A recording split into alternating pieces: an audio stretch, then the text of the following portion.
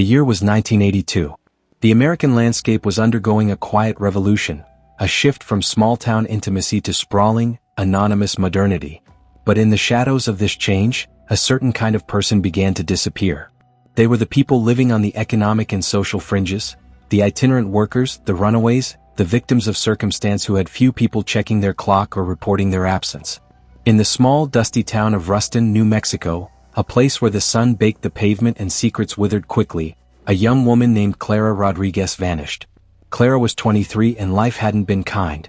She had arrived in Ruston only 3 weeks earlier, hitching a ride west, seeking a job and a new start. She was staying at the Starlight Motel, a place that offered rooms by the week and asked no questions.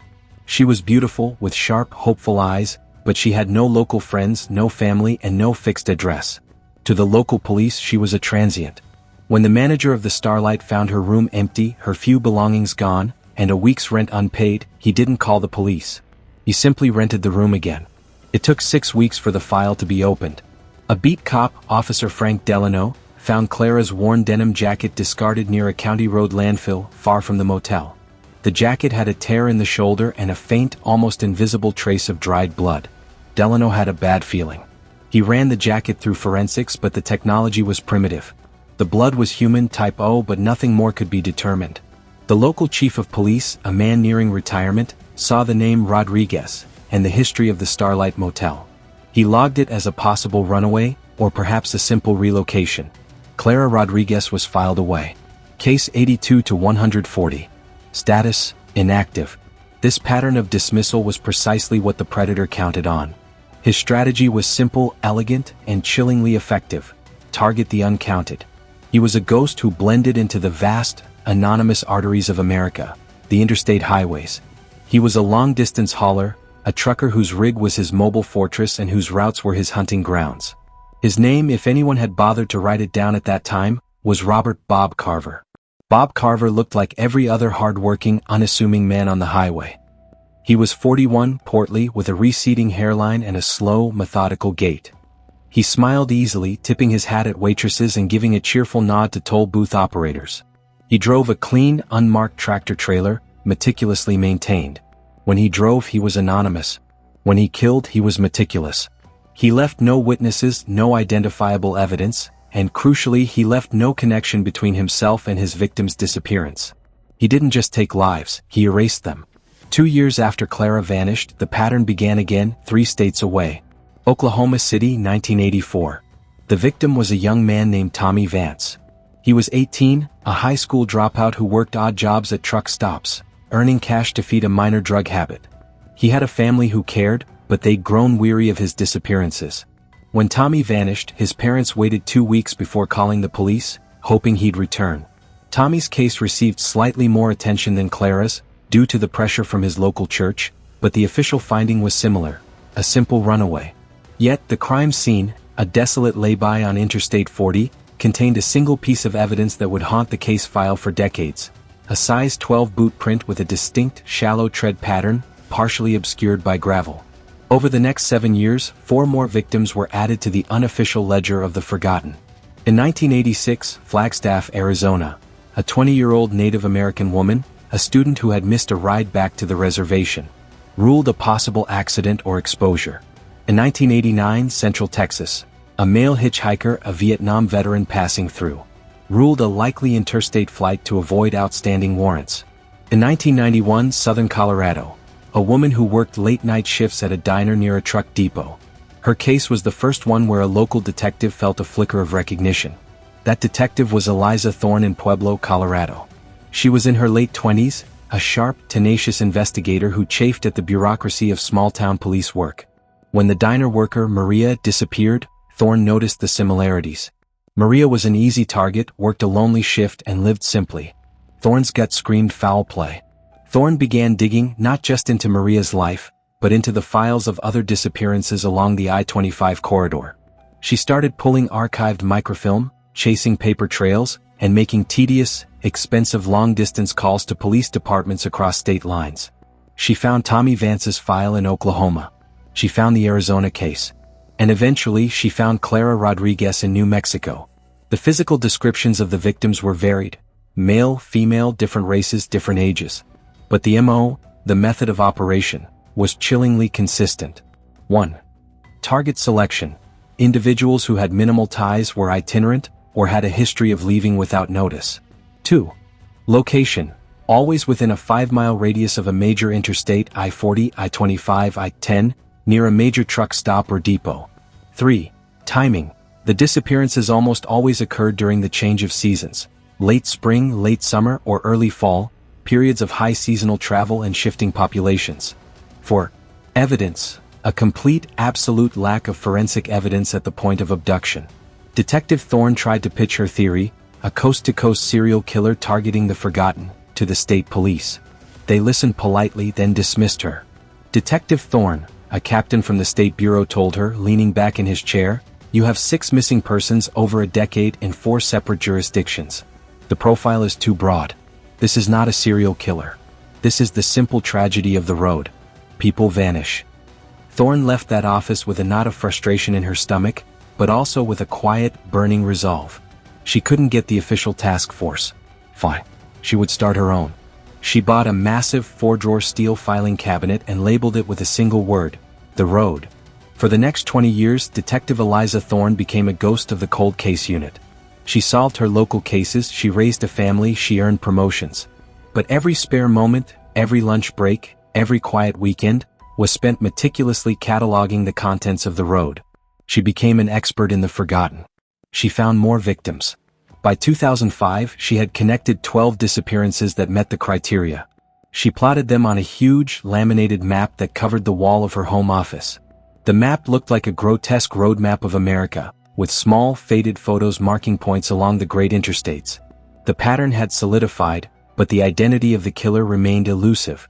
He was a professional driver, highly experienced, likely over the age of 40 at the time of the first crime, and most terrifyingly, he was capable of maintaining a perfectly ordinary life between his acts of terror. Thorne's frustration was monumental. She knew he was out there. She knew he was still moving. She just couldn't find the link. The technology of the 80s and 90s had failed her. She needed a breakthrough that only the 21st century could provide. She became obsessed with the one piece of physical evidence that had survived: the partial-sized 12-boot print from the 1984 Tommy Vance case in Oklahoma. She spent months working with a retired forensic podiatrist. They concluded the following. 1. It was a work boot, likely a steel-toed model. 2. The tread was shallow, indicating a heavy-duty, commercial-grade tire tread pattern. 3. The slight scuffing suggested the wearer walked with a slight, almost imperceptible drag of the right foot. It was nothing that could be entered into a national database. It was a detail. A speck. But to Thorne it was the killer's face. In 2011, Detective Thorne got her chance. A new federal grant was released to cold case units to use emerging technology, historical GPS and digital logbook analysis. Thorne immediately applied, not for the obvious high-profile cases, but for the victims in the road file. The technology was groundbreaking. It allowed investigators to cross-reference commercial vehicle logistics data from the late 1990s onward. Digital records that tracked truck weights, stop times, and most importantly, the driver's legally mandated rest periods. Thorne focused on the 7 victims who had disappeared between 1999 and 2005, the period with the most reliable electronic logs. She created a 5-mile radius around each disappearance site, then ran a query: which commercial vehicles were registered in the area during the 4-hour window of the disappearance, and were scheduled for a mandatory 8-hour rest period within 100 miles of that spot? The first run was useless. Thousands of trucks pinged the criteria. Thorne refined the search. She added a new layer. Which of those trucks also had a recorded stop or fuel purchase within the state of the previous victim's disappearance within the previous 6 months? The data pool shrank dramatically, but still dozens of names remained. She then added the final, impossible filter, the detail from the 1984 boot print. Which of these drivers' profiles also contained a record of workers' compensation claims or medical history files that indicated an injury or medical condition that might cause a slight drag or impairment in the right foot/leg? The search, which had taken 8 months, returned one name. The name was Robert Bob Carver. The same man who had been a 41-year-old trucker when Clara Rodriguez vanished in 1982, was now a 69-year-old retired, decorated veteran of the road. Bob Carver lived a life that was aggressively, undeniably normal. He had been married to his high school sweetheart, Eleanor, for 45 years. They lived in a pleasant two-story house in a quiet, tree-lined suburb of Kansas City, Missouri, a location hundreds of miles from any of his known crime scenes. He had 2 adult children and 3 grandchildren. He was beloved by his neighbors. He maintained his lawn with meticulous care and was known for his generous holiday decorations. He had retired in 2008 due to a chronic knee condition, an old, unpublicized trucking injury that caused him to slightly favor his left side, resulting in that almost imperceptible drag of his right boot. The detail that Thorne had chased for decades. The contrast between the predator and the man was jarring. The monster, the ghost who erased lives across the desolate stretches of the West, was in fact a cheerful, grandfatherly figure known to his neighbors as Good Old Bob. Detective Thorne, now a lieutenant, flew to Kansas City. She initiated the most discreet surveillance operation of her career. The key was to find proof that connected the clean, quiet homeowner to the dirty, cold crimes of the past. The opportunity came when Bob Carver's wife, Eleanor, checked into the hospital for a minor procedure. Bob, now alone, began his weekly ritual, the meticulous cleaning of his former life.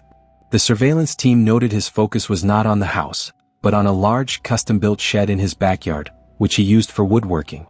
Thorne obtained a sneak-and-peek warrant, a federal order that allowed entry to search without notifying the suspect, given the risk of evidence destruction.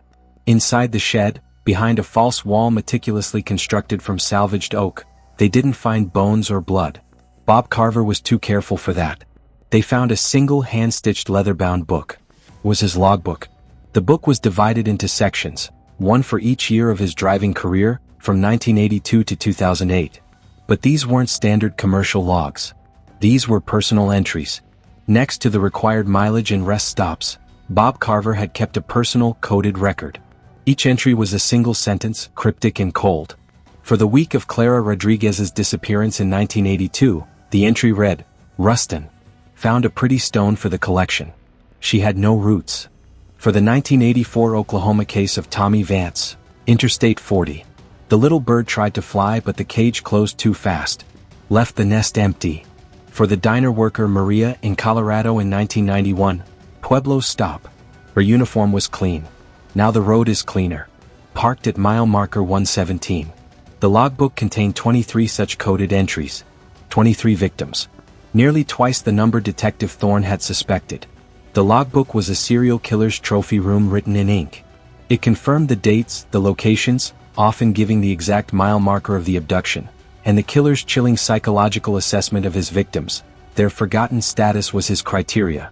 They were stones, birds, empty nests, objects to be collected, erased, and documented in his private ledger. With the logbook, the case broke wide open. Bob Carver was immediately arrested upon his return from the hospital.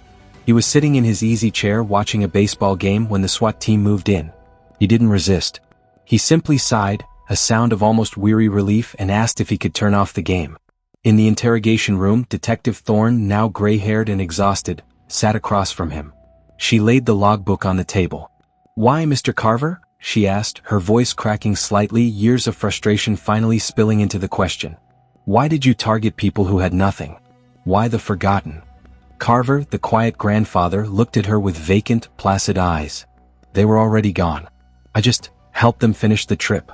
Nobody looked for them. Nobody cared. It made the trip easier." The sheer banality of his evil was staggering. He had spent decades hiding in plain sight, using the lack of connection between his victims and the jurisdictional gaps of a sprawling nation as his shield. His life on the road was the perfect camouflage. His victims, already socially marginalized, were simply erased without a trace. Bob Carver was ultimately convicted on DNA evidence, tiny residual traces found in his truck's sleeper cab, preserved by the dry desert air and the passage of time, which matched the profiles of 4 of his victims. He was sentenced to 23 consecutive life terms, one for each entry in his chilling logbook. But the story isn't just about the conviction. It is about the victims. Detective Eliza Thorne spent her final years working with forensic teams across the country, using the geographical data from Carver's logbook to pinpoint potential burial sites. She gave names, faces, and dignity back to 23 lives that the system had initially deemed gone. Clara Rodriguez, Tommy Vance, Maria, and the 20 others are no longer just file numbers. They are daughters, sons, students, and workers. They are the forgotten victims who, through one woman's decades-long obsession, were finally remembered. The case of the interstate killer Robert Carver stands as a painful monument to the human cost of systemic apathy. It teaches us that the greatest challenge in solving cold cases isn't finding a killer who is always on the run, but finding a killer who is always right here in the crowd, waiting for the world to look away. If this story reminds you of the importance of every life, no matter how small or marginalized, please take a moment to hit the like button and share this story. Every missing person deserves to be found. Every victim deserves to be named. Subscribe to our channel and ring the bell to join us in unmasking the darkness and bringing justice to the silent victims of true crime. We never forget. We never stop looking.